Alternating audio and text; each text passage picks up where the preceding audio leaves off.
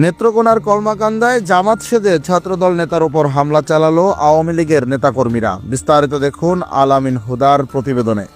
নেত্রকোনার কলমাকান্দা উপজেলার ৩ নং পোগলা ইউনিয়নের টেঙ্গা গ্রামে ছাত্রদল নেতা রূপন মাহমুদের উপর জামাত পরিচয়ে হামলার অভিযোগ উঠেছে। কিন্তু ভুক্তভোগীর অভিযোগ, হামলাকারীরা জামাত নয়, বরং স্থানীয় আওয়ামী লীগ, যুবলীগ ও ছাত্রলীগের নেতাকর্মী। অভিযোগ সূত্রে জানা গেছে, গত ৫ মার্চ রাত আনুমানিক ১২টার দিকে ছাত্রদল নেতা রূপন মাহমুদের চিৎকার শুনে স্থানীয়রা এগিয়ে এসে দেখেন তার উপর হামলা চালাচ্ছে ধর্মীয় লেবাসধারী একদল লোক। মূলত তারা একটি মাজার ভাঙতে এসেছিল বলে জানায় স্থানীয়রা। কেন মাজার ভাঙতে যাচ্ছে এ বিষয়ে প্রশ্ন করলেই মূলত রূপনের উপর ঝাঁপিয়ে পড়ে হামলাকারীরা। রূপনের চিৎকার শুনে স্থানীয়রা এগিয়ে এসে তাকে উদ্ধার করে। রূপন জানান, হামলাকারীদের মধ্যে তিনি আওয়ামী লীগের কর্মী মোহাম্মদ জুনায়েদ ও তাইজুল ইসলামকে শনাক্ত করেছেন। তবে হামলায় আরও বেশ কয়েকজন ছিল যারা স্থানীয় আওয়ামী লীগের চিহ্নিত সদস্য।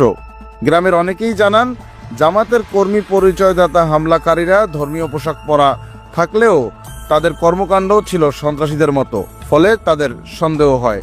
স্থানীয় জামাত নেতারাও দাবি করেছেন হামলাকারীরা তাদের দলের সদস্য নয়। তবে পরে বিভিন্ন সূত্রে জানা গেছে হামলাকারীরা মূলত আওয়ামী লীগ, যুবলীগ ও ছাত্রলীগেরই নেতাকর্মী।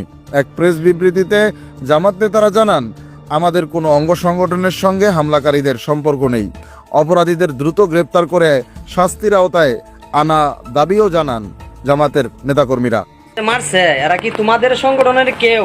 না, আমরা সংগঠনের কেউ না। তোমাদের সংগঠনের কেউ না? তুমি তো এই যে ৯ নং ওয়ার্ডের কি সভাপতি? না, আমি সভাপতি না, সহসভাপতি জামাত ইসলামের। এই হামলার ঘটনার পর সামাজিক যোগাযোগ মাধ্যমে ব্যাপক প্রতিক্রিয়া সৃষ্টি হয়েছে। অনেকে এই ঘটনাকে আইন শৃঙ্খলার চরম অবনতি মনে করছেন। এই ঘটনায় সাধারণ মানুষ প্রশাসনের ভূমিকা নিয়ে প্রশ্ন তুলেছে। তারা বলছে, দেশে অপরাধীরা যেভাবে মানুষের উপর হামলা করছে তাতে আইন শৃঙ্খলা রক্ষাকারী বাহিনী কি কিছুই করবে না? রূপন মাহমুদ ও তার পরিবার সঠিক তদন্ত ও সুবিচারের দাবি জানিয়েছেন। তারা প্রশাসনের প্রতি আস্থা রাখার কথা বললেও অপরাধীদের দ্রুত গ্রেপ্তার ও শাস্তির জোর দাবিও জানিয়েছেন। আচ্ছা, আমাদের গ্রামের প্রতিষ্ঠানের মধ্যে আসলে পরে জিজ্ঞাসা করার সাথে সাথে ওরা আমাদের উপরে হামলা করে এককভাবে। ওরা স্থানীয় প্রশাসনের প্রতি স্থানীয়রা আহ্বান জানিয়েছেন যেন দোষীদের দ্রুত আইনের আওতায় আনা হয়। সাধারণ জনগণ বলছে, যদি প্রশাসন ব্যবস্থা না নেয় তবে ছাত্র জনতা ফের রাস্তায় নামতে বাধ্য হবে। এই ঘটনার বিষয়ে প্রশাসনের পক্ষ থেকে এখনো কোনো বক্তব্য পাওয়া যায়নি।